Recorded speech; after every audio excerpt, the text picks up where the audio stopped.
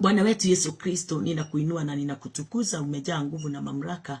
Wewe ndiye uweza wetu, wewe ndiye mamlaka yetu, na katika uwezo wote Bwana Jehova Jire, umetupa neno lako liweze kutuongoza. Wewe ulimulikiao miguu yetu, hatua zetu kila wakati.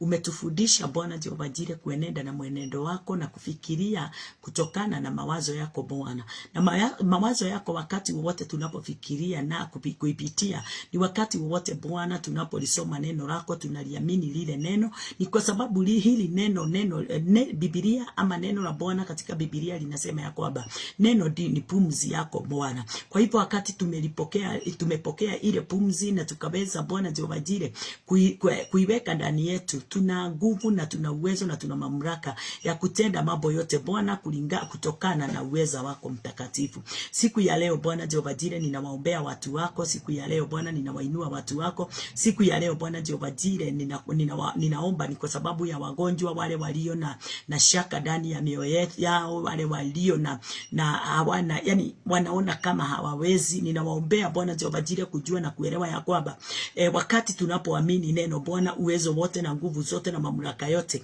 inakuwa ndani yetu. Ni kwa sababu Bwana wewe ndiye pendo letu, na wakati tunapokuamini Bwana Jehova Jire, tunapata kibali kikuu sana, mfalme mwema, kwa mambo yote yale tunayoyahitaji na yale yanayofanyika maishani mwetu. Ni kwa sababu Bwana Jehova Jire yanafanyika, yanatendeka pasipo kitu chochote kuyasuilia. Pokea sifa Bwana. Asante ni kwa sababu mawazo yetu mfalme yamebadilika, mioyo yetu imebadilika. Ni kwa ajili tu ya kulisoma neno na kuliamini lile neno na kulinena mfalme wa ajabu, liweze watu wengi waweze kulisikia kulingana na vile Bwana tumejua, tumeelewa na tumetambua kutokana na neno lako. Asante ni kwa sababu ya kazi ya mwana wako Yesu Kristo, yule uliyemtuma aweze kuwa Bwana Jehova Jire chanzo cha kazi yako mahali pale tulipo Bwana. Na hiyo kazi ni kufa, kuzikwa na hata kufufuka. Aliweza kutufufua wakati tulikuwa wafu. Aliweza Bwana Jehova Jire kutupa uhai wakati tulikuwa tumepokea kifo ndani ya mioyo yetu. Asante, tulikuwa tumepotea, lakini ametukusanya mahali pake ndio tuweze kuitwa wana wa Mungu. Na kushukuru Bwana wangu Yesu Kristo, ni kwa sababu ya kazi jema na ya ajabu ile umetufanyia, na ndio tuweze kuwa moja pamoja nawe. Neno lako Bwana libere yetu mfalme. Ninakuomba Bwana Jehova Jire mwongozo wako, na ninakuomba Bwana Roho wako Mtakatifu asindi kuniongoza na kunielekeza kulingana na vile inavyohitajika. Ninawaombea wale wote walio na ugumu wote katika ndoa zao, katika makanisa na katika nafasi yao ya kiroho na hata ya kimwili. Ninawaombea amani yako Bwana ile uliotuachia. Hiyo ndio ninaomba iweze kuwatangulia wote Bwana Jehova Jire, na ndio utukufu wako na nguvu zako siweze kuwa pamoja nasi Bwana Jehova Jire, na tuweze kuwa mfalme. Hatuna lawama yoyote ile tunaweza stakiwa, ni kwa sababu ya pendo lako lile Bwana Jehova Jire umelitia ndani ya mioyo yetu. Pokea sifa, wewe ni Mungu wangu. Pokea utukufu, wewe ni mfalme wangu. Asante sana kwa sababu ya kutubariki kazi ya mikono yetu. Asante ni kwa sababu ya kutupa ya kutusaidia na kuweza Bwana Jehova Jire kuamini kile ulichokutangulia nacho kabla sisi hatujazaliwa. Tunakushukuru Bwana. Asante ni kwa sababu ya jicho letu la rohoni kufunguka. Asante ni kwa sababu Bwana ya neno lako kunena ukweli na kuondoa shaka katika maisha yetu sisi wote. Tunakuinua na tunakutukuza, na ni katika jina lako Yesu Kristo tumeomba sisi wote na tumeamini. Amen, amen, amen. Sasa ninataka tuweze kuingia katika neno, na topiki yetu ni ya kwamba where do you belong? Where do you belong? Wewe ni wa wapi? Umetoka wapi? Bwana asifiwe. Hiyo topic tulikuwa nayo jana na hata leo tutakuwa nayo, ni part 2, na tutaendelea kuona sisi jana tuliongea sana kulingana na sisi na tumetoka wapi, sisi ni wakina nani. Bwana asifiwe. Tutaendelea na kupanuka katika neno, tukijua na tukiwa na uwazi katika mioyo yetu ya kwamba sisi ni akina nani katika maisha yetu, na tunaitanishwa namna gani na Kristo Yesu katika maisha yetu. Hapa niwe ndani na anayeendelea ni Apostle Lydia. Sawa. Katika hiyo nafasi nataka tuweze kuangalia neno katika kitabu ya katika kitabu ya Ephesians. Katika kitabu ya Ephesians. Grace, ninakuona, asante, ni kwa sababu ya kuja na kwanza kuwakaribisha wenzetu katika neno. Katika kitabu ya Ephesians, katika kitabu ya Ephesians 5, Ephesians 5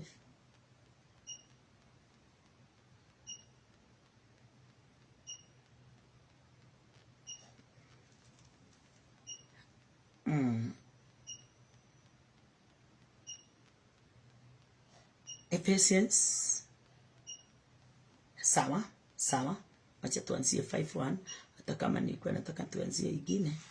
Acha 5:1 inasema, be ye therefore followers of God as dear children. Hivyo mfuateni Mungu kama watoto wanaopendwa. Bwana asifiwe. Kulingana na vile nilivyokuwa ninalolisoma hilo neno, kuna kitu kimoja niliweza kutoa katika hilo neno. Atatuweze kumfuata Mungu kama watoto waliopendwa. Kwa hivyo nikaangalia nikaona ya kwamba watoto waliopendwa na batu, and walk in love as Christ also hath loved us and hath given himself for us, an offering and a sacrifice to God for a sweet smelling savor. Na wakati tulipofanyika kuwa kulingana na vile tuliweza kusoma jana, na tukaweza Roho wa Bwana akaweza kutusaidia kulifafanua neno kulingana na mapenzi yake. Kwa nikisoma hili neno katika hii Ephesians 5:1 na nikisoma na Kiswahili, hivyo mfuateni Mungu kama watoto wanaopendwa. Hiyo ni 1. Number 2, mkaenende katika upendo kama Kristo naye alivyowapenda nyinyi, tena akajitoa kwa ajili yetu na sadaka na dhabihu kwa Mungu kuwa harufu ya manukato, harufu ya manukato. Bwana asifiwe. Yesu alijitoa kwa ajili yangu na kwa ajili yako. Yesu hakujitoa ni kwa ajili yake. Yesu hakujitoa ni kwa ajili ya Mungu. Yesu hakujitoa ni kwa ajili ya creation ile Mungu aliweza kucreate ulimwenguni, isipokuwa tu ni kwa ajili ya mwanadamu. Neno linatuambia katika kitabu ya Hebrews ya kwamba ile damu iliyomwagika msalabani, Yesu aliimwaga tu purposely, ni kwa sababu ya mwanadamu. Aliimwaga ni kwa sababu ya mtu, si kwa sababu ya vitu. Aliimwaga ni kwa sababu yangu na yako. Kwa hivyo kazi yote Yesu aliifanya ilikuwa imedirectiwa kwa mwanadamu. Na mwanadamu ndiye mimi na wewe. Na sisi tunafaa tuweze kuelewa na kutambua kazi hiyo aliyoifanya. Aliifanya kwa sababu mwanadamu hakuwa katika situation ile ilikuwa inaofaa. Wakati mwanadamu alipoumbwa, alibadilisha moyo wake, ukatoka katika imani ya Mungu ikaingia katika imani ya ulimwengu. Na ile imani ya ulimwengu ikamuongoza mwanadamu mpaka katika nafasi ya kudhoofika, ya kuharibika. Mwanadamu akaondoa pendo lile Mungu alikuwa amempa, akaliondoa mwenyewe kwa kutoamini na kutotii. Kutoamini na kutotii nini? Neno la Bwana, sauti ya Bwana. Na wakati ilipofanyika hivyo, mwanadamu akawa ni kiumbe kiko chini ya utumwa. Mwanadamu akaingia chini ya mamlaka ya utumwa, hata kama mwanzo alikuwa kiumbe cha kupendeka, kiumbe kitakatifu, kiumbe Mungu alikuwa amekitiria maanani sana kuliko vitu vyote katika ulimwengu. Lakini baada ya kuingia katika ile jambo la kutotii, mwanadamu akaharibiwa na mwenendo wake na mawazo yake na kazi yake. Sasa ndio tunasoma hapa, tunaona ya kwamba tunaona huo mstari wa pili inasema tu mkaenende katika upendo kama Kristo naye alivyowapenda nyinyi, tena akajitoa kwa ajili yenu. Alijitoa kwa ajili yetu. Yesu hakujitoa ni kwa sababu ya jambo lingine. Haleluya. Yesu arutire ni todo wakwa. Yesu arutire ni todo wako. Si kwa sababu ya tajiri wala mtu yule anaonekana kama akona sauti mzuri, anajua sana, ama akona na utajiri, ama ni mtu ni mtu akona veva kila mahali anapoenda. Hiyo veva si lazima hiyo veva iweze kutoka kwa Mungu. Kuna veva zinatoka kwa watu, kwa sababu saa nyingine mtu akona fedha. Mambo mengi inaweza fanya uweze kukubalika, lakini si kule kutokao katika Bwana. Mwadhani ya rogosho. Kwa hivyo tuweze kujua na kutambua jambo moja, ya kwamba Kristo alikufa kwa ajili yangu na kwa ajili yako. Na tujue wale wameamini ya kwamba Kristo aliwafia. Number 1 inasema hivyo mfuateni Mungu kama watoto wanaopendwa. Wale wote wanaoamini Kristo ni pendo lao, Kristo anawapenda, hao ndio tu wanaweza onyeshana upendo wa Mungu. Wale wanaotambua, those who believe in the work of Christ, hao wote wameamini, hao ndio wanaweza tabulisha ama onyeshana kazi ya Kristo, upendo wa Kristo. Haleluya.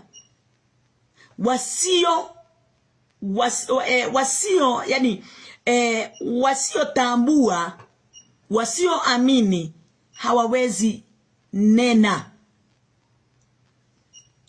kuhusu upendo wa Mungu.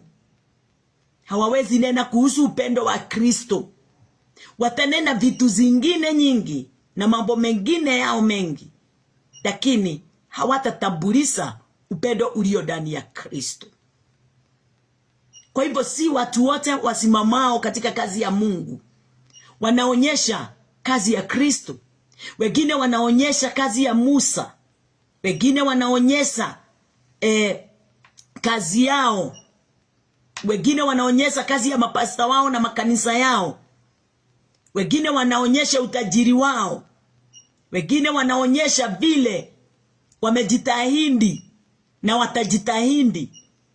Lakini mtu mmoja tu wa tabia moja tu ni yeye yule ametambua kazi ya Kristo na ukweli anaionyeshana vile ilivyo.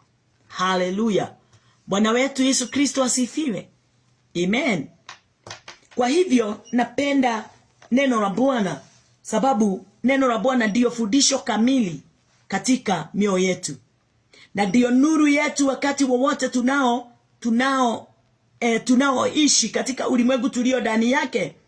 Ni kwa sababu ulimwengu tulio ndani yake umejaa mambo mengi, na yale mambo mengi sio hayo tumeitiwa jambo moja, tuweze kulifanya ndio tuweze kutimiza mapenzi yake.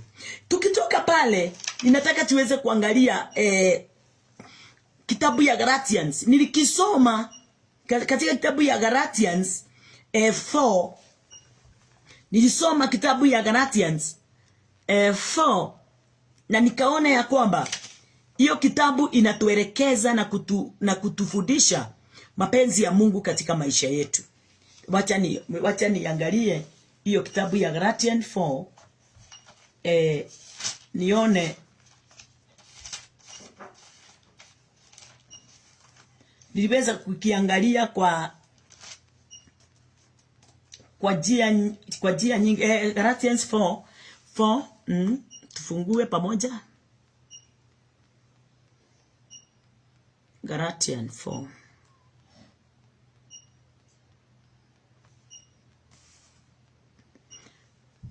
Galatians 4. Nataka tuanzie 1. Nataka tuanzie 1. Na ninajua tutaweza kuendelea na kutambua mambo kadhaa ndani yake, sababu tunafaa kuyatambua yote. Katika Galatians 4 from 1 inasema, now I say that the higher, as long as he is a child, differeth nothing from a servant, though he be Lord of all. Lakini nasema ya kuwa mrithi wakati wowote awapo mtoto hana tofauti na mtumwa, angawa ni bwana wa yote. Bwana asifiwe. Number 2, but is under tutors and governors until the time appointed of the father. Bali yu chini ya mawakili na watunzaji hata wakati uliokwisha kuamuliwa na baba. Number 3, even so we, when we were children, were in bondage under the elements of the world. Kadhalika na sisi tulipokuwa watoto tulikuwa tukitumikishwa na kawaida za kwanza za dunia. Number 4, but when the fullness of the time came, God sent forth his son, made of a woman, made under the law. Hata ulipowadia utimilifu wa wakati, Mungu alimtuma mwanae ambaye amezaliwa na mwanamke, amezaliwa chini ya sheria, to redeem them that were under the law, that we might receive the adoption of sons. Kusudi awakomboe hao waliokuwa chini ya sheria, ili sisi tupate kupokea hali ya kuwa wana. Bwana asifiwe. Tuendelee na number 6. And because you are sons, God hath sent forth the Spirit of his Son into your heart, saying, crying, Abba, Father. Na kwa kuwa ninyi mumekuwa wana wa Mungu, alimtuma Roho wa mwanae mioyoni mwetu, aliaye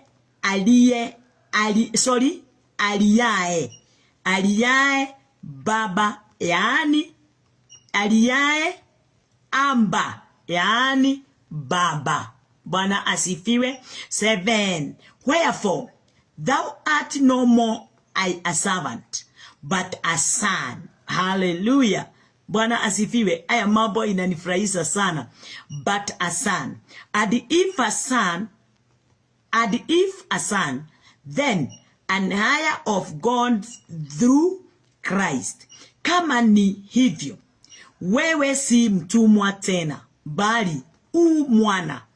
Na kama mwana, basi mrithi kwa Mungu. Number 8. Howbeit then, when you knew not God, you did survive unto them, which by nature are no gods. Lakini wakati ule, kwa kuwa hamkumjua Mungu, muliwatumikia wao ambao kwa asili si miungu. Number 9.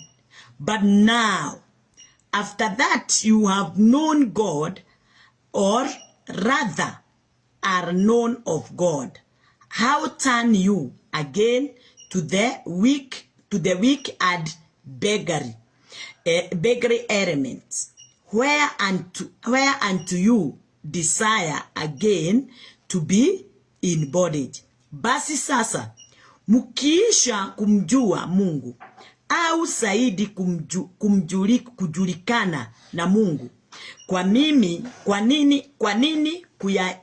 kuyarejea tena mafundisho ya kwanza yaliyo manyonge yenye upungufu, ambayo munataka kuyatumikia tena? Bwana asifiwe. Nikiwa pale nimesoma Galatians from 4:1-9. Nikisoma huo mstari wa 9, nimeusoma ni kwa Anjili. Watu wengi wameingia katika ufalme wa mbinguni, wakati mwingine wanatamani kufanya mambo ya kale. Lakini neno linakwambia ulitolewa katika utumwa ule uliokuwa ndani yake. Kwa nini urudie mambo yale iliyokuwa imekuharibu, imekufanya mtumwa? Kwa nini uirudie? Na tunaweza kuwa katika mtiririko wa kufanya mapenzi ya Bwana namna gani? Kwa kulisoma neno, kulisikiliza neno kwa our mentors na kuliamini. Baada ya kuliamini, tuna wenzetu, tuna marafiki, tuna families, relatives. Tunawahubiria ama tunaongea, tuna fellowship, acha niite hivyo. Kwa sababu watu wanaogopa sana kuhubiri. Lakini tuna fellowship. Tunaweza fellowship kama vile tunakuanga na fellowship zingine za aina nyingine za mambo yale yanayotukia katika nchi, katika makao tunaokaa, imekukuta wewe. Yani kama vile tuna fellowship mambo kama hayo. Hivyo ndivyo tunavyofaa kufellowship lile neno tuliolisoma na lile tumelisikia. Bwana asifiwe. Ule upendo ulio ndani ya lile neno, tunatiana nguvu moja kwa mwingine, na ule mtiririko wa Roho Mtakatifu wa moto wa Bwana unadumu na unaishi ndani yetu. Bwana asifiwe. Wakati ule tulitambua na tukajua kuna kazi tumefanyiwa. Sasa tukirudi pale mstari wa kwanza, Galatians 4:1, Kiswahili inasema, lakini nasema ya kuwa mrithi wakati wowote, wakati awapo mtoto, hana tofauti na mtumwa, agawa ni mwana, agawa ni bwana wa yote. Hata kama yule mtoto, hata kama yule mrithi yule anayerithi baba yake. Bwana asifiwe. Vitu vyote na mali yote ni yake wakati angali tu mtoto. Hata kama urithi ule wa baba yake ni wake, akiwa angali tu mtoto hana uwezo wowote wa kurithi kitu kutoka kwa babaye. Biblia imesema ya kwamba maneno mpaka wakati ule atafika kuwa mtu mzima. Bwana asifiwe. Na mtu mzima ni kulingana na ile miaka baba yake alipeana aweze kumrithi ama kurudishiwa urithi wote ule uliokuwa wa baba yake, hiyo miaka ikitimia. Bwana asifiwe. Nilikuwa ninaposoma katika kitabu ya Hebrews, na nitaisoma tu na Kikuyu hapa. Wacha tu nisome please na Kikuyu. Nilikuwa naangalia hiyo kitabu ya Hebrews, Hebrews, yes, ya Hebrews, Waibrania, Hebrews 10 mstari hapo wa 10 na wa 16. Atigeki nikyo kirikaniro kiria ngarikanira nao matuko macio mathira. Oguo niguo Mwathani oiga. Bwana asifiwe.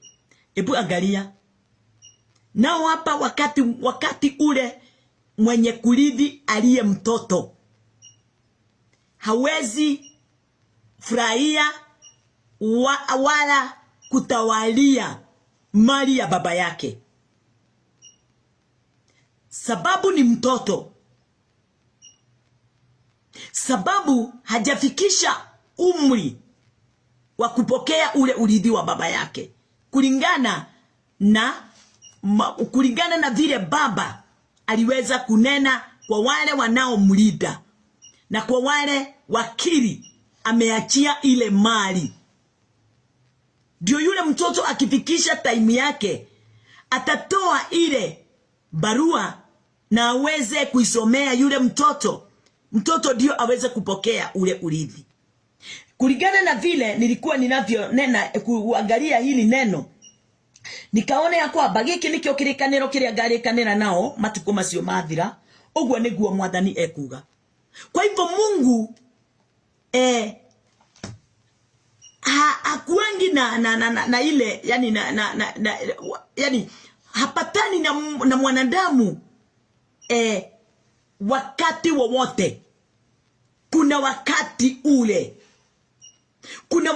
ule umewekwa, kuna nafasi ile imewekwa, ndio Mungu aweze kuwa katika ushirika mmoja na yule mtu, ndio yule mtu aweze kuwa katika moyo moja na Mungu, na ndio yule mtu aweze kutambua na kuelewa siri ile imefichwa. Akifichuliwa yale yote alikuwa amepewa, lakini kwa sababu time haikuwa imefika, kama vile huyu mtoto wakati aliye tu mtoto hawezi hata elewa wala kuonyeshwa wala kutabulishwa juu ya utajiri wa baba yake, kwa sababu hata elewa. Na lile neno linaendelea kusema ningekira mawatho makwa ngoro-ini ciao na ndimandike meciria-ini mao. Kwa hivyo kuna wakati ule Mungu anatazama mwanadamu, anaona huyu mwanadamu amefika katika kiwango cha kujua yote yale nimemwekea, cha kupokea ile promise niliyoinena kumpitia Abraham. Ile ninataka aweze kuipokea kumpitia Christ, kwa sababu sisi hatupokei ile promise ama urithi ule kupitia Abraham. Sisi tunaipokea kupitia Christ. Bwana asifiwe. Kwa hivyo huyu mtoto mpaka wakati ule atafikisha ule umri. Baba yake alisema akifikisha umri ataweza kuwa mtoto wa kuelewa na wa kutambua, na atalinda, atahifadhi imali yangu, utajiri wangu atauhifadhi. Lakini akasema wakati angali mtoto hawezi tambua, hawezi tambua na hawezi hifadhi. Hata akinirithi akiwa katika umri atafanya nini? Ataiharibu, sababu haelewi.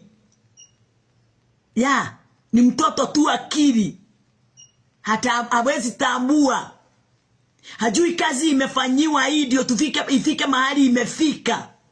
Lakini akifika kuwa mtu mzima, akiwa na akili za mtu mzima, akiwa mtu wa kuelewa uzito unaopatikana, unaotokea wakati mambo kama haya inakusanywa, ataweza kurithi na ataweza kuhifadhi. Lakini akiwa mtoto hatatambua. Nasema nini? Wacha tusome mstari wa 2. Galatians 4:2. Bali yu chini ya wakili na watunzaji, hata wakati uliokwisha kuamuliwa na Baba. Mpaka wakati ule Baba alisema akifikisha umri ametosha, anaweza rithi chochote kilicho changu. Alafu namba 3, kadhalika. Hapo ndio pananifurahisha. Kadhalika na sisi tulipokuwa watoto tulikuwa tukitumikishwa na kawaida za kwanza za dunia. Wakati ule tulipokuwa katika dini, wakati ule tulipokuwa hatujatambua kazi ya Kristo Yesu, wakati ule hatukuwa tunatambua moyo wa Mungu, wakati alipokuwa anaandika Biblia, anawazungumzia wale manabii wote walipoandika Biblia ama neno, wakati alipokuwa anawapumuka ndani yao ndio waandike neno. Haleluya! Tulikuwa tu watoto wachanga, tulielekezwa katika sheria, tulikaa chini yao wakitutawala, wakituongoza. Hatukuwa na mamlaka. Bwana asifiwe. Hatukuwa na imani ndani yetu. Hatukuwa tunajua imani ni nini. Mtoto mdogo hajui imani ni nini. Mtu mwenye hajakutana na mwalimu anayemfundisha na kumwelekeza vyema kila kitu pasipo kumficha kitu, yule mtoto hawezi jua kitu. Lakini wakati anapokutana na mtu anayemwelekeza na kumfundisha na kumwonyesha mambo vyema na kumweleza mpaka wa utajiri wa baba yako umefika hapa, na baba yako alikuwa anataka hivi na hivi na hivi na hivi na hivi, alikuwa anataka uweze kuendelea na kufanya hii mali iweze kuongezeka. Yani anapewa amri ile zilizotokana na baba. Na sisi wakati wowote tu watoto tunakuwa chini ya walinzi, wale wanaotuongoza kulingana na vile wanavyotaka ama walivyoamrishwa. Mpaka wakati ule nitafika katika freedom yangu, wakati watakapoondoka na waniachie nafasi niweze kutawala katika mambo yale wamenifundisha. Bwana asifiwe. Kwa nini wameniachilia? Wameniachilia kwa sababu nimefika kuwa mtu mzima. Wameniachilia kwa sababu wameona nimetosha. Miaka yangu imefika ya kuitwa mtu aliye na mpango mtu aliye na freedom, mtu anafaa kufunguliwa aweze kutumika mwenyewe katika ile kazi kwake mwenyewe, kujiongoza, kujituma. Bwana asifiwe. Haleluya. Kwa hivyo wakati wote mtu aliye mdogo, aliye mchache katika akili, wakati wote mtu hajatambua neno la Bwana, anakaa tu chini ya sheria. Udini ndio unamtawala. Anakaa tu chini ya sheria ya Musa katika dini. Anaamrishwa kila kitu, na ni lazima akifanye kulingana na vile anaamrishwa. Haleluya. Hiyo ndio kazi ya dini. Hiyo ndio kazi ya dini ya watu wale hawajatambua ya kwamba wakati Kristo Yesu alipokuja katika ulimwengu, alituweka huru sisi wote, na alitupa nafasi na kibali ya kwenda ya kunena na kujipeleka mbele za Bwana na kunena pamoja na Mungu. Haleluya. Bwana asifiwe.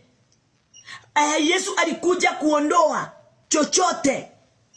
Alikuja kuondoa mawakili, alikuja kuondoa viongozi. Yesu alikuja kuondoa ule ulivi wake uweze kuwa ulivi wangu. Haleluya. Bwana asifiwe. Ule utajiri wote wa rohoni uweze kuwa utajiri wangu. Haijalishi niko na umri gani, haijalishi, bora tu nimetambua, bora tu nimeamini kazi yake.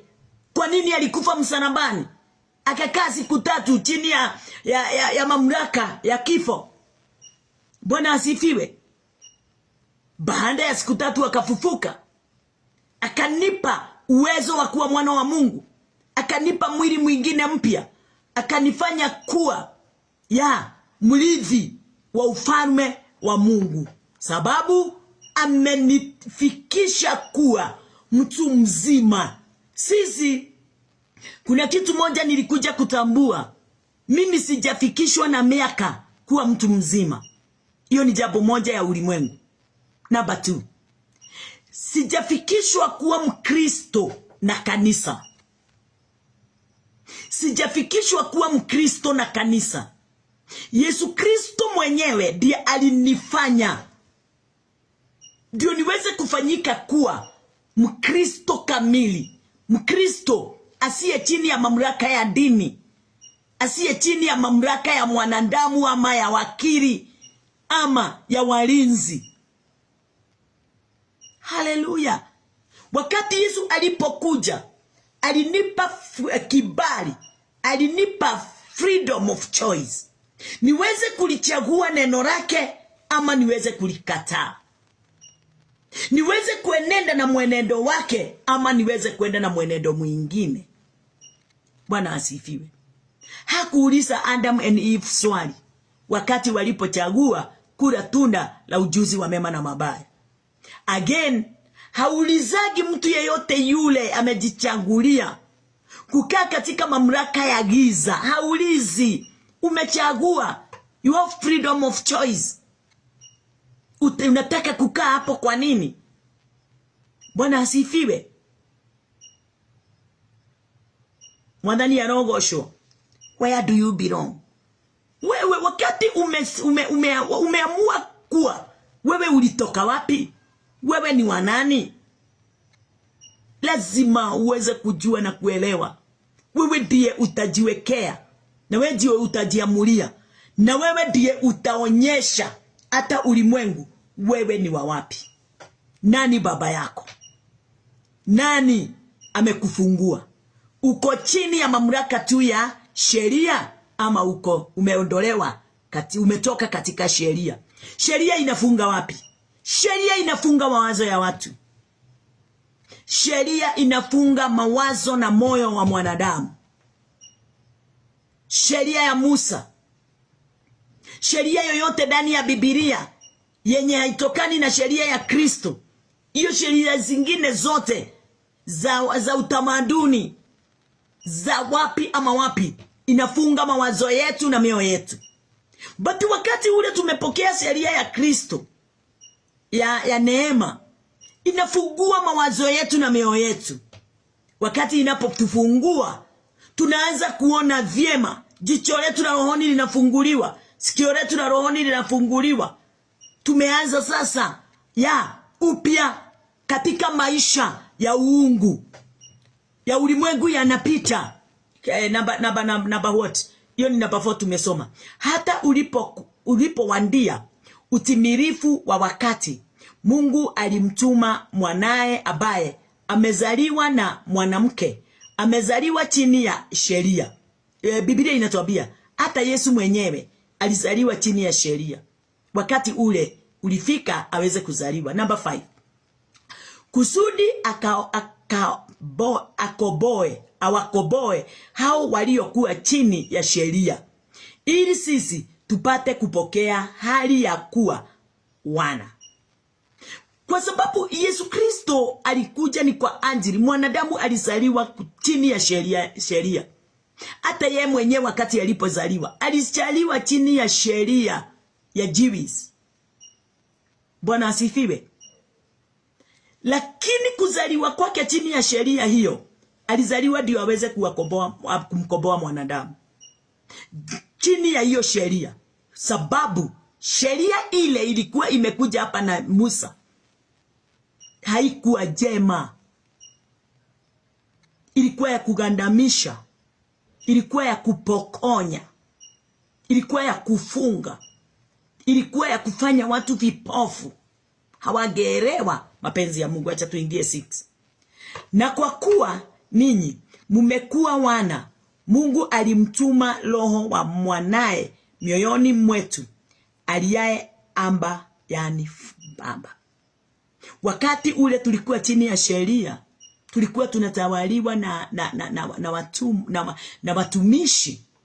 Wale walikuwa hawakuelewa kazi ya Kristo Yesu. Hawakutambua, hawakujua. Bwana asifiwe. Na hawakutii ile mamlaka ya Christ, kazi ya Christ. Waliipinga sababu sheria ilikuwa imewafanya vipofu. Na ndio wakati Yesu alipofika ulimwenguni aliuawa. Bwana Yesu asifiwe. Yesu ameonyesha kazi yake ndio ile anayotufanyia usiku na hata mchana. Ndio kila mmoja wetu aaminie aweze kufunguliwa na kukombolewa na kufanywa mwana wa Mungu. Bwana asifiwe. Haleluya. Kwa kuwa nyinyi mmekuwa wana. Tumefanywa wana na nini? Tumefanywa wana sababu tumefika kurithi. Tumerithi ukombozi ule Kristo Yesu alipotuletea hapa ulimwenguni. Kwa njia gani? Kwa njia ya kuamini ya kwamba kazi hiyo Kristo Yesu ameifanya, imekuja kunikomboa kutokana na sheria ile nilizaliwa chini yake. Yesu alifuja ile sheria. Yesu alifuja mara moja. Na mahali alivujia hiyo sheria, ndipo mimi alinivujia. Ile kazi niliachiwa ni kuamini. Kama vile amefuja hiyo sheria, hivyo ndivyo amefuja sheria ndani yangu. Nimeamini amenivunjia. Nimeamini nimepokelewa mkononi mwake. Bwana asifiwe. Ninaamini kazi hiyo ameifanya, ni mimi amefanyia. Sio mimi nafaa kuifanya, lakini amenifanyia. Yeye amenifanyia. Yeye amenikomboa. Yeye amenifungua. Yeye ameondoa mawakili wote wa ulimwengu. Ameondoa walinzi wote wa ulimwengu. Sasa amesimama katika mwanya. Ndio wakati wowote ule nitakaye muamini. Bwana asifiwe. Wakati ule nitakaye muamini aweze kutia neno lake ndani ya moyo wangu na kuliandika ndani ya akili zangu. Bwana asifiwe. Haleluya. Sababu Mungu haweki neno lake ndani ya moyo wa mtoto. Haweki neno lake ndani ya moyo wa mtoto. Mtoto hataelewa ni kwa maana gani lile neno limewekwa ndani yake. Na huyo mtu ni mgani? Huyo mtu anayeitwa mtoto mtoto. Ni mtu yeyote yule aliye chini ya mamlaka ya sheria ya Musa. Mtu yeyote yule hajatambua kazi ya Kristo, kufa, kuzikwa na kufufuka kwa Yesu. Bwana asifiwe. Yule mtu hajatambua kwa nini Yesu alinifia, kwa nini damu ilimwagika msalabani. Huyo mtu hawezi pokea urithi wa Bwana. Lakini wakati tu ametambua, niko chini ya sheria ya utumwa wa ulimwengu, akasemaje? Akasema, na kwa kuwa ninyi mmekuwa wana wa Mungu,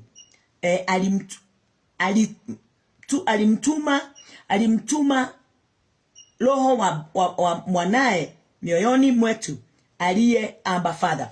Kuna mstari mmoja nilikuwa nataka kusoma katika hiyo tu Galatians, katika kitabu ya Galatians. Wasa turudi Galatians 4 Galatians 3. Mstari gani? Mstari wa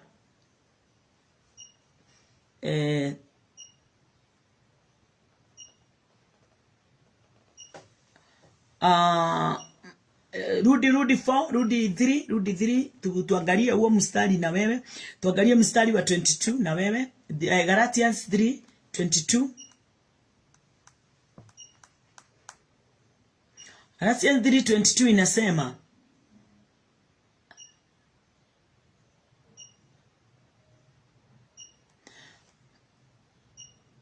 23, not 22, 23. But before, Galatians 3:23. But before faith came, faith ni nini? Faith ni Christ. Imani ni Christ. But before faith came, we were kept under the law, shut up unto the faith which shall afterward be revealed. Lakini kabla ya kuja ile imani, tulikuwa tumewekwa chini ya sheria, tumefungwa, mpaka nje ile imani itakaofunuliwa. Kwa hivyo mtu yeyote yule aliye chini ya sheria ya Musa, mtu yeyote aliye chini ya sheria yu katika bondage, amefungwa mpaka akigojeshwa yeye yule anayeitwa imani aje. Wakati imani alipokuja, hapo ndipo yule aliyemwamini alifunguliwa kutokana na utumwa ule alikuwa chini yake. Bwana asifiwe. Akigojeshwa, ndio ninaona kama imeandikwa lakini kabla ya kuja ile imani, tulikuwa tumewekwa chini ya sheria, tumefungwa mpaka ile nje ile imani itakaofunuliwa. Number 24. Wherefore the law was our schoolmaster to bring us unto Christ, that we might be justified by faith. Kwa hivyo sisi si wa sheria, sisi si wa dini. Sisi tulikuwa tunagojeshwa tukiwa chini ya mamlaka ya utoto. Tulikuwa tunalidwa. Tulikuwa our school master alikuwa nani? The law. Moses alikuwa ndiye our school master. Alikuwa ndiye our kiongozi.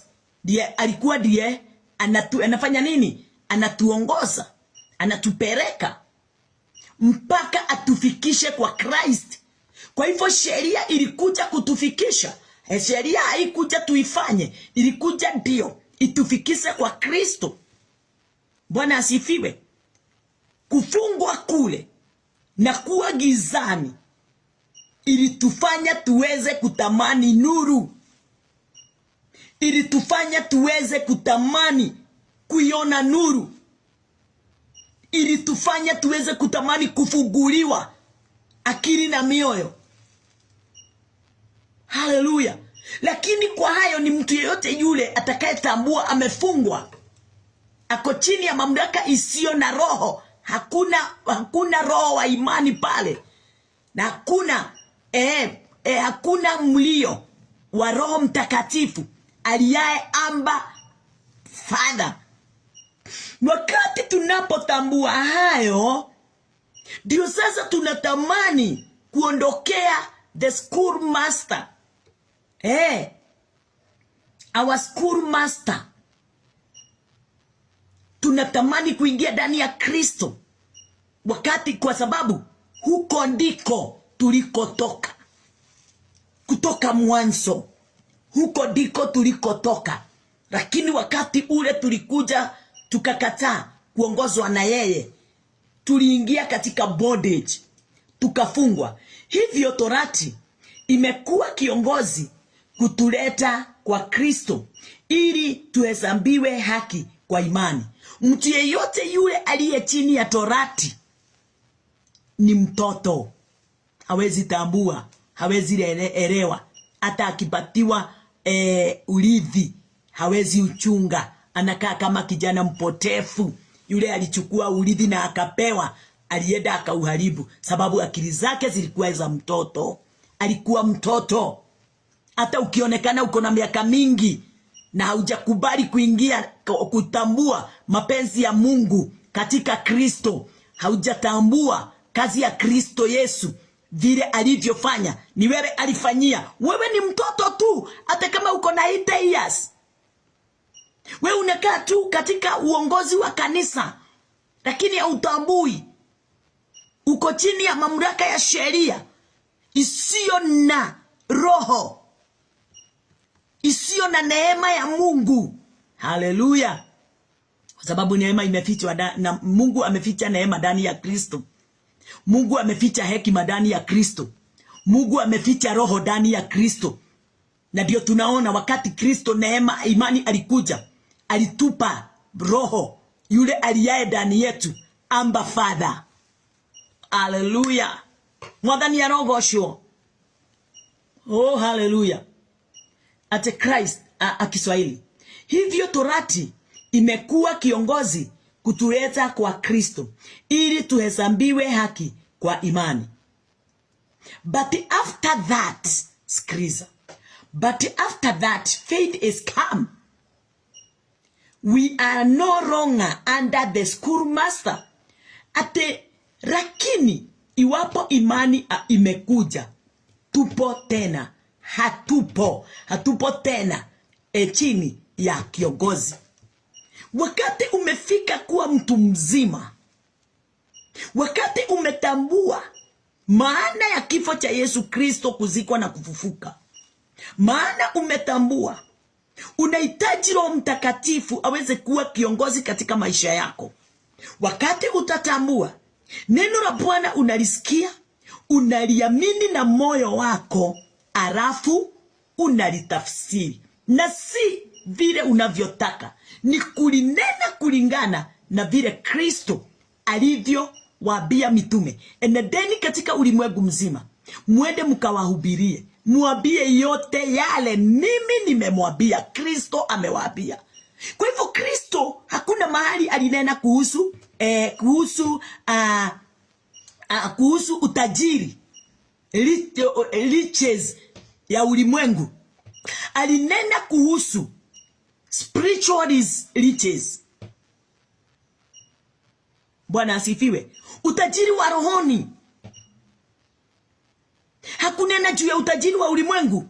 Na makanisa, kwa sababu ni udini uko ndani yao, wako tu chini ya school master, wananena kuhusu ulimwengu na mambo ya ulimwengu, na kuhusu yani vile ulimwengu utawafanyia. Hawaneni kuhusu the kingdom of God na his righteousness. Hawaneni. Makanisa inaongozwa na school master, na ndiye sheria ile inawapeleka kulingana na vile wanavyotaka, lakini sio vile Mungu anavyotaka. Bwana asifiwe. Lakini iwapo imani imekuja, hatupo tena chini ya viongozi. Hatupo tena chini ya viongozi. Tuko chini ya nini? Tuko chini ya imani.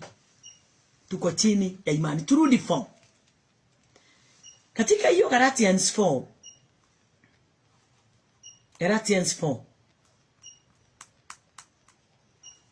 Wagalatia 4, tulikuwa mstari huo tukiingia wa 7, inasema ati kama ni hivyo, wewe si mtumwa tena, bali u mwana. Wakati ule umetoka katika sheria, katika kuongozwa na school master, umeacha kuwa mwana. Umeacha kufanyika kuwa mtumwa. Bwana asifiwe. Wewe si mtumwa tena, umefanyika kuwa mwana. Umefanyika kuwa mrithi. Lakini wakati ule ulikuwa under the school master, haungerithi kitu ngo. Mtumwa harithi, mtoto ndiye anarithi. Sio watu wale umeajiri kwako wanakurithi. Wale wanaokurithi ni wale wanatumikia.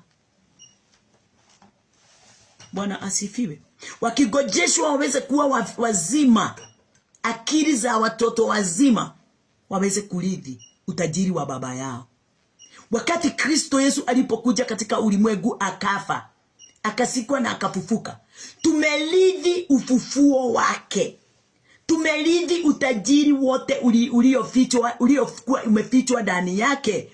Ule uliweza kumfanya aweze kufufuka kutoka kwa wafu na akaweza kuwa, haleluya, tena katika uzima. Tumerithi uzima wale wote tumeamini kuhusu kufa, kuzikwa na kufufuka kwa Yesu Kristo. Ate kama ni hivyo, wewe si mtumwa tena, bali umwana. Na kama umwana, basi umrithi wa Mungu. Kwa hivyo Yesu mara moja anafanya tuweze kurithi kutoka kwa Mungu. Christ anafanya tuweze kurithi kutoka. Kwa hivyo pasipo Christ hakuna kurithi. Pasipo kifo cha Kristo Yesu, namba 2, pasipo kuamini. Namba 3, pasipo msalaba. Kuamini msalaba. Kuamini kifo. Kuamini tendo moja la haki Yesu aliyoifanya. Sio mambo mengi, ni kuamini hiyo kazi aliyoifanya. Hapo ndipo unahesabiwa kuwa mrithi. Na unafanyika mrithi kwa Mungu. Haleluya. Nafurahi sana. Nafurahi sana wakati ninapoangalia neno.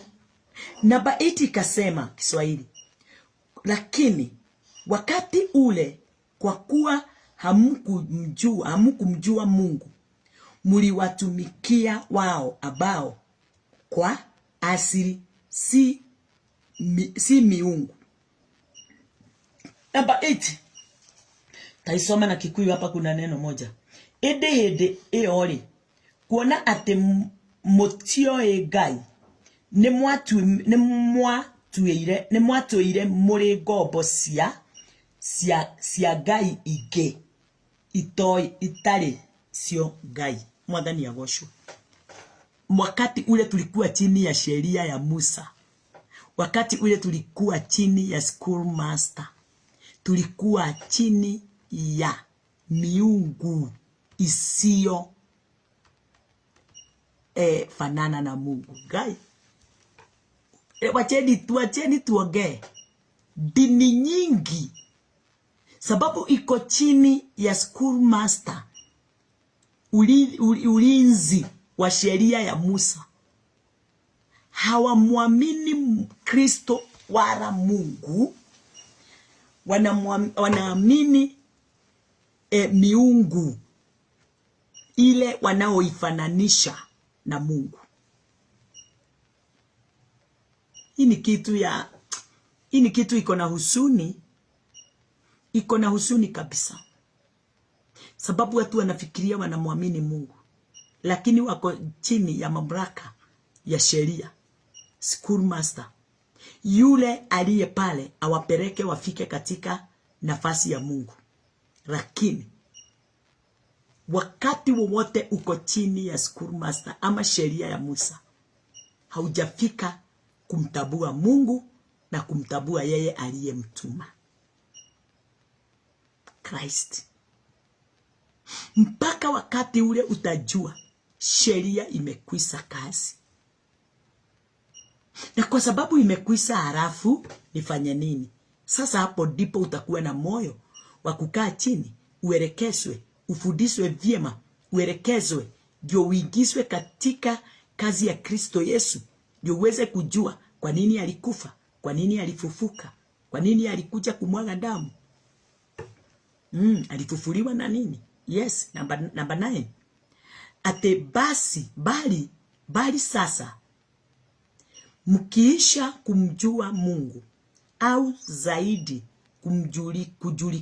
kujulikana na Mungu, kwa nini kuyarejea tena mafundisho ya kwanza yaliyo manyonge? Haleluya. Yeye yaliye manyonge, yeye upungufu ambayo mnataka kuyatumikia tena. Ni swali.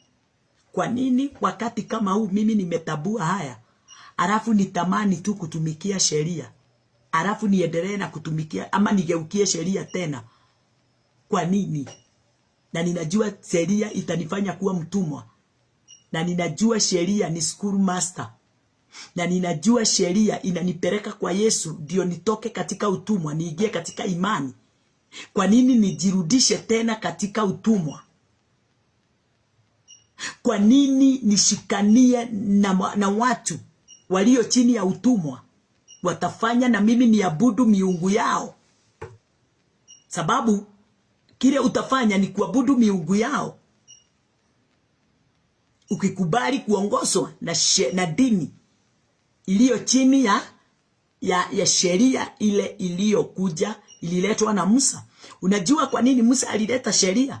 Wakati watu waliambiwa wa Mungu anataka kuwaongoza, waliambia Musa, hapana, tuongoze wewe. Abia Mungu awe anakuambia chochote kile anataka, unakuja kutuambia. Musa sasa akashindwa, watu nitawaongoza namna gani? Na Mungu ndiye alikuwa anataka kuwaongoza. Mungu akaambia Musa, watoto ni watoto wako, sasa waongoze. Musa alichukua sheria akawaletea. Kwa hivyo watu waliongozwa na sheria, hawakuongozwa na Mungu. Na ndiye mababa wote wale walikataa kuongozwa na Mungu, walikufia wote nyikani, isipokuwa tu Joshua na Caleb. Wale walienda kupeleleza, wakaangalia ile nchi walikuwa wanapeleleza, wakaiangalia na jicho la Bwana, na wakajua chochote Mungu amepeana ama amenena haiwezi badilishwa. So hii nchi kama amesema ni ya wana wa Israeli, wana wa Israeli watairithi. Kwa hivyo ni twende tuambie wana wa Israeli, Musa aongoze wana wa Israeli wakairithi nchi ile Mungu alisema. Kwa hivyo wakawa na jicho la Mungu, na wakaona vile Mungu alikuwa anaona, na wakaamini Bwana kwa sababu alisema hayo yote itafanyika. Wale wawili ndio walikuwa na hiyo mawazo. Wale wengine 10 walisema huko tumekuta majitu. Huko hakuna mtu awezaye. Watu wale wako huko ni wanene. Wale watatumaliza. Sisi ni kama nzige kwao. Unaona? Hiyo ndio mioyo ya watu wengi. Wanajiona, wanajidharau, wanajikataa, wanajilaumu. Wewe amini tu neno kama Joshua na Caleb. Walisema kama Mungu alisema, mji nitawapa wana wa Israeli. Mji umepeanwa. Na kuna mtu atazuiliwa. Wawe wanene, wawe wasio wanene. Wawe akina nani, wawe ni nani, mji umeshapeanwa. Joshua na Caleb walisema, mambo yale yote, watu wale wote wako huko na vitu vyote hizo ni chakula zetu. Caleb na Joshua hawakuona hata kidogo kifo ati kwa watu wale. Walikuwa wanene kweli, lakini hawa walikuwa na mamlaka ya Mungu kubwa. Ile kitu inahitajika siku ya leo ni uchukue hiyo mamlaka. Tembea na hiyo mamlaka. Tenda kila kitu katika hiyo mamlaka. Wacha uwe na kiongozi atakuongoza katika ile mamlaka. Usikubali kuongozwa na kiongozi aliye na uoga. Kiongozi aliye na uoga atakupeleka katika mwanguko. Bwana asifiwe. Kiongozi aliye chini ya sheria hataona na jicho la Mungu, hata sikia na sikio la Mungu, hata jua na kutambua mawazo ya Mungu wakati alipokuwa ananena, wala alikuwa anaongoza watu waandike maandiko. Bwana asifiwe. Mawazo ya Mungu ni nini? Ni wewe uishi, ni mimi niishi, ni mimi nigeuke, nimgeukie, nipate ufalme wa mbinguni katika wokovu. Bwana asifiwe. Haleluya. Tutoke huko. Time yangu imeenda, lakini haina shinda sababu niko na dakika kidogo. Roman 8. Kwa hivyo wewe umeridhiwa. Umeridhi kutoka kwa Mungu. Na umepokea roho ule aliyao ndani yako. Amba Father. Roman 8. Kwa hivyo wewe auja belong katika ulimwengu. Wewe ni wa mbinguni. Umefanyiwa kazi. 8:15 inasemaje? For you have not received the spirit of bondage again to fear. Bereni ulikuwa na hiyo spirit ya ufungwa bondage, lakini na ulikuwa umejaa uoga. Lakini sasa inasemaje? But you have received the spirit of adoption, whereby we cry, Abba Father. Kwa kuwa hamkupokea tena roho wa utumwa iletao hofu, bali mlipokea roho ya kufanywa wana, ambayo kwa hiyo twalia Abba, yani Baba. Tukienda hapo tuangalie mstari wa 16. The Spirit itself beareth witness with our spirit that we are the children of God. Ati Roho mwenyewe hushuhudia pamoja na roho zetu ya kuwa sisi tu watoto wa Mungu. Sisi tu watoto wa Mungu. Sisi si watoto wa school master. Sisi tu watoto wa Musa. Sisi hapana, si watoto wa Musa. Sisi hapana, si watoto wa ulimwengu, si watoto wa shetani. Sisi ni watoto wa Mungu. Kwa yeyote yule atakaye amini ati tulitoka katika school master, kiongozi wetu, sasa tuko katika uongozi wa imani katika Christ. Number 17. And if children, then heirs of God, and joint heirs with Christ, if so be that we suffer with him, that we may be also glorified together. Na kama tu watoto basi tu warithi. Wakati ule tulitoka katika the word watumwa, tukatoka katika bondage, mara moja tulifanyika the children of Christ. Bwana asifiwe. Na mahali pale tukafanyika kuwa warithi mara moja, warithi wa Mungu. Tukarithi kutoka kwa Mungu. Walithio pamoja na Kristo. Tumerithi pamoja na Kristo. Kile Kristo amerithi, tumekirithi. Naam, tukiteswa pamoja naye ili tupate na kutukuzwa pamoja naye. Wale wote tumeamini kifo cha Yesu Kristo. Kuna mateso mahali pale. Kama vile Yesu Kristo aliteswa, na sisi tunaweza jikuta na ama tukipitia katika yale mateso kama hayo, hata kama hatutakufa kifo ya msalaba. Lakini mateso ni mengi yale yanakuja katika maisha ya waaminio, but tutashinda kama vile alivyoshinda msalabani, kama vile alivyofufuka katika msalaba. Hivyo ndivyo nasi tutashinda yale yote yanaokuja kutujaribu, yanaokuja kutuonyesha sisi haiwezekani sisi tufanyike kuwa vile tunavyohitajika. Sisi ni warithi, tumerithi nguvu na mamlaka kutoka kwa Kristo. Tumerithi uwezo, tumerithi healing, tumerithi miracles and wonders, tumerithi imani, tumerithi ufufuo, tumerithi utajiri wote wa rohoni ndani ya Kristo Yesu.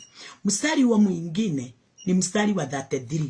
Tumalize 33 hapa tu. Roman 8:33. Roman 8:33 inasema, who shall lay anything to the charge of God's elect? It is God that justified. Ni nani atakaye wastaki wateule wa Mungu? No sionge guditanga wewe umerithi, wewe umeamini ya kwamba wewe ni mwana wa Mungu, umetoka kwa Mungu, wewe ni kazi ya Kristo. Wewe umeamini ya kwamba kama vile Kristo alikufa na akafufuka, umekufa pamoja naye na umefufuka pamoja naye. Umerithi ufalme, umerithi haki. Wewe umefanyika kuwa mwana, mrithi pamoja na Mungu. Bwana asifiwe. Neno linasema Kiswahili, ni nani atakaye washtaki wateule wa Mungu? Umefanywa kuwa mteule, na si kwa kazi yako, si kwa sababu umefanya kitu, ni kuamini, umemamini kazi iliyofanywa. Mungu ndiye mwenye kuwahesabia haki. Mimi ninaohubiri hapa na wewe unaonisikiliza, neno linasema Mungu amesha kufanya kuhesabu kuwa haki. 34. Who is he that condemned? It is Christ that died, yeah, rather, that is risen again, who is even at the right hand of God, who also maketh intercession for us. Ni nani atakaye wahukumia adhabu? Nusio anaweza wacha nisome na Kikuyu, na furahi sana. 33. Na ni wapi huko? Ni Roman. Roman 8. Wacha hiyo 33 and 34 nisome kwa Kiswahili, nisome kwa Kikuyu. 8 inasema 33 and 34.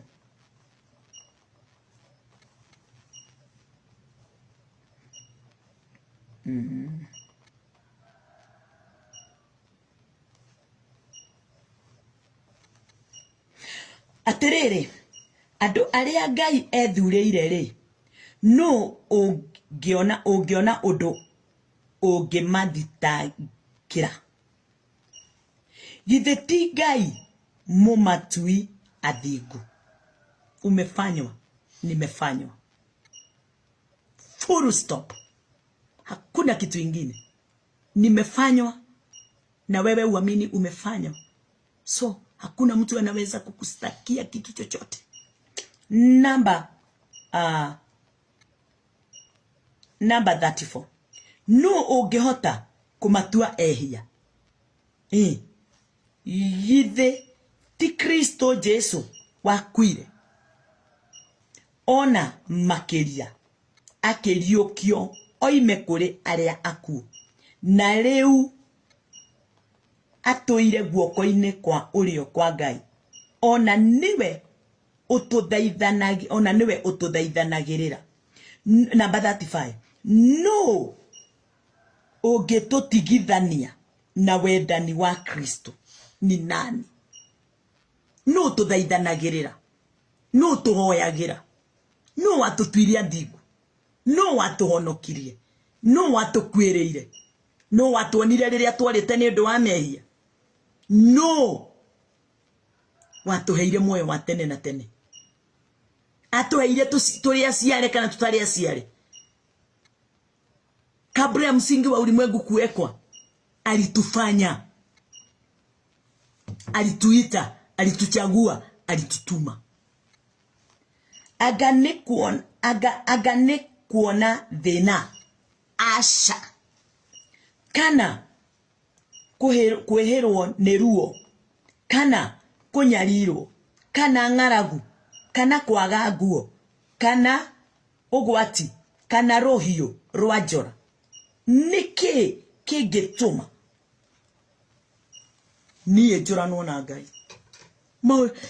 Maundu macio mothe matingituma. Undu uria ungenagia ni uyu: rĩrĩa ndaingĩrire thĩinĩ wa Kristo, hau ndatonyire ndingiuma. Ona mathĩna mangĩũka, ona ruo rũngĩũka, ona gĩkuũ gĩũke, ona kĩĩ gĩũke, ona andũ moke mandathe, ona gũkorwo marenda atĩa, ona nyende atĩa, harĩ Kristo ndingiuma. Rĩrĩa ndatonyire, twatuĩkire one DNA, ngĩcoka ngĩtuĩka mwana, na mwana wakwa ndarĩ hĩndĩ agatiga gwĩtwo wakwa njiarĩte na ndĩmũciare na Roho Mũtheru. Nĩ Kristo nĩarangwĩrĩire na ndĩratuĩka wake na njĩra ya atĩ ti niĩ ndĩrarutire wĩra wa gũtuĩka, nĩwe ũranduire. Thĩinĩ wa ibuku rĩrĩkũ? Wa Roma 3:24. Roma 3:24. Yes, arauga atĩrĩrĩ atĩ na tondũ wa wega wake magatuo athingu o ũguo tũhũ nĩ ũndũ wa ũrĩa makũrĩtwo nĩ Kristo Yesu. Kwa sababu ya wema wake alitufanya tu wenye haki hivyo bure, kwa vile Kristo Yesu aliweza kutukomboa.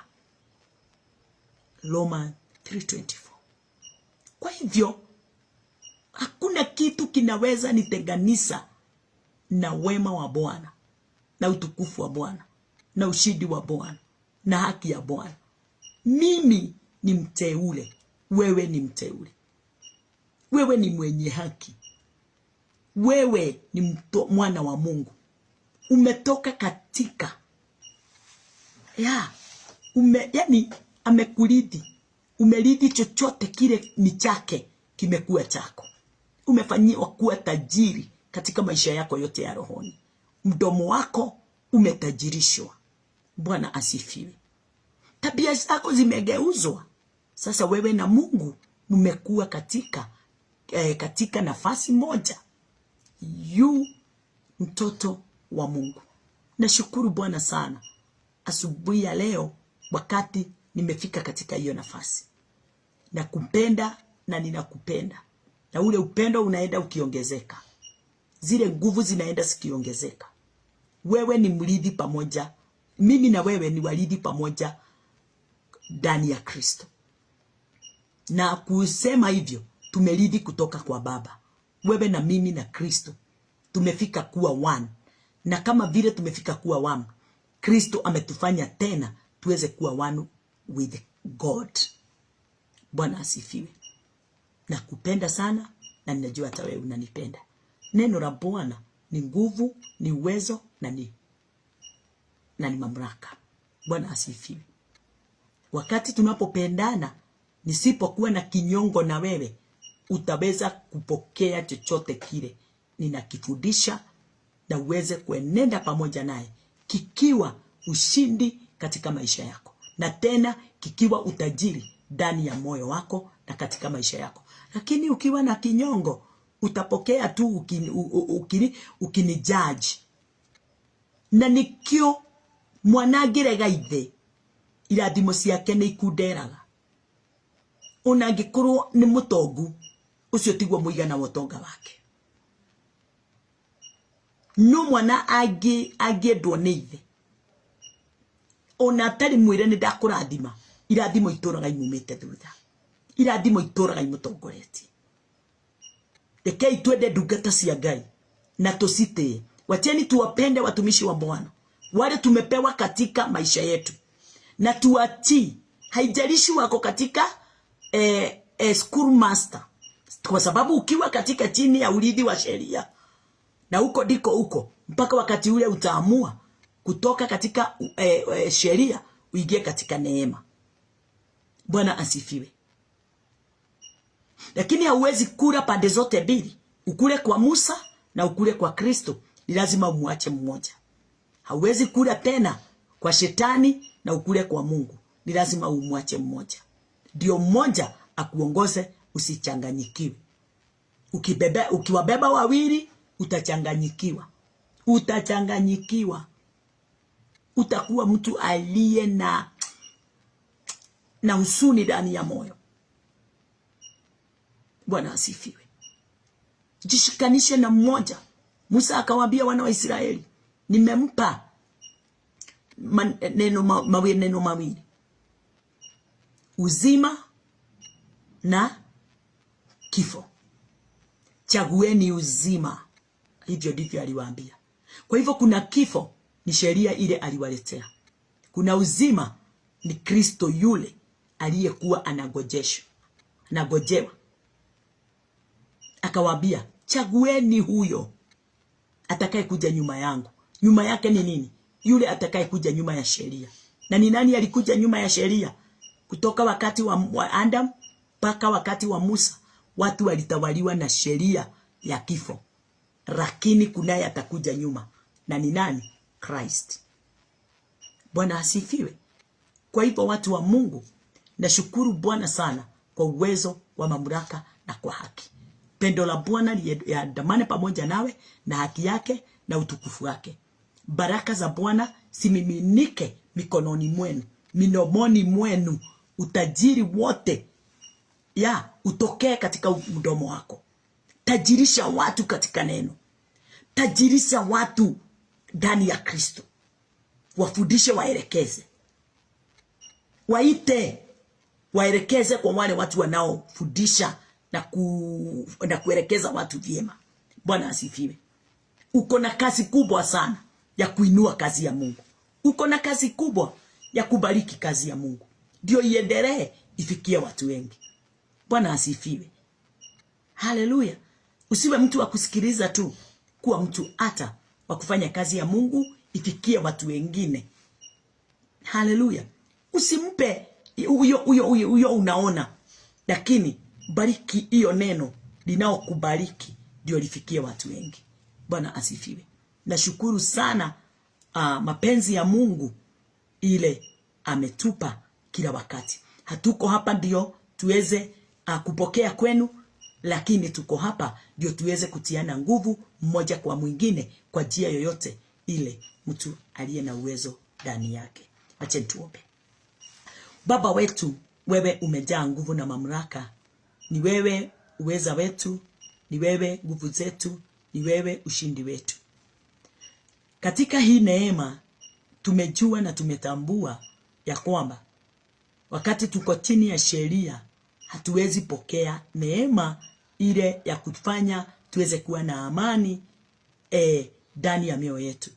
Ila tu kuwa na uoga, kuwa na hukumu wakati wowote ile sheria ya Musa inatawala ndani ya mioyo yetu.